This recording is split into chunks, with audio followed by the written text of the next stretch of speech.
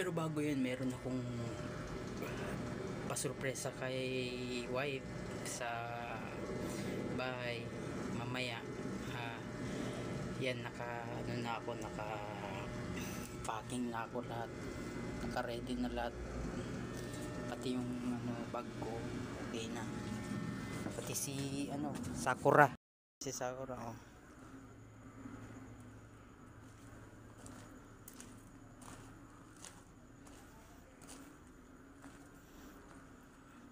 Uwi na kami, Sakura sa bahay. Kita-kits na lang tayo, guys. Ayan yung surprise ko sa kanya na gift. Yan. Yung sinasabi ko kaninang umaga. Good morning, guys. Nandito na pala ako sa bahay. Medyo pahinga muna tayo. Pero mamaya babalik tayo na dun sa pinagtatrabahuan natin na site. I-reveal ko lang yung regalo ko kay tapos kagabi. Syempre hindi ko na i-reveal sa inyo yung yung kagabi yung regalo ko sa kanya, tas siya hindi ko pa nare-reveal.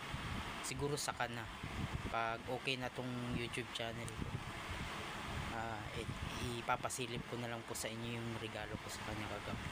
Ito po yung regalo ko sa kanya. Hindi kasi ako nakapag-regalo sa kanya nung anniversary namin, tapos nung Mother's Day. Ayan, kaya ngayon ko lang siya ngayon ko lang siya na regaluhan. Siyempre para medyo malakas-lakas tayo. And okay, ngayon si wife ngayon wala na po, pumasok na, may trabaho din kasi siya. So ako mamayang gabi pa, then bukas ng gabi uwi. Ganun, parang baliktaran yung yung pasok ko. Papasok ako ng gabi ng 7, tapos 7 din ang out ko kinabukasan ng gabi. So ayan, hindi ko na pinakita sa inyo kung ano yung unit nito. Basta yan na yan.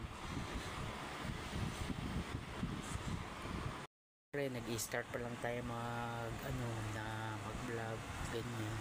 Hindi pa tayo masyadong hindi pa tayo masyadong nakakabili ng masyado ng sobra-sobra na regalo ganyan, o may mabibili ka sa sarili mo na ganyan na deserve mo. Yun na, magpapaka wise muna tayo ngayon kasi para-paras tayong nagtatrabaho muna ganyan. Yun. So salamat po. Yun lang po, i-reveal ko lang po yung naregalo ko sa kanya. Salamat po.